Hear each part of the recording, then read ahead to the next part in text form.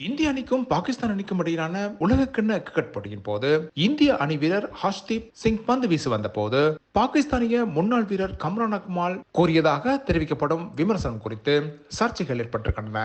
இதனையடுத்து கம்ரான் அக்மால் அதற்காக மன்னிப்பு கோரியிருக்கிறார். கம்ரான் அக்மால் கூறிய கருத்து மிகவும் மோசமானது என்று இந்திய அணியின் முன்னாள் கிரிக்கெட் வீரர் ஹர்பஜன் சிங் கடும் விமர்சனத்தை வெளியிட்டதை அடுத்து கம்ரான் அக்மால் அதற்காக மன்னிப்பு கோரியிருக்கிறார். இரவு 12 மணி ஆகிவிட்டது.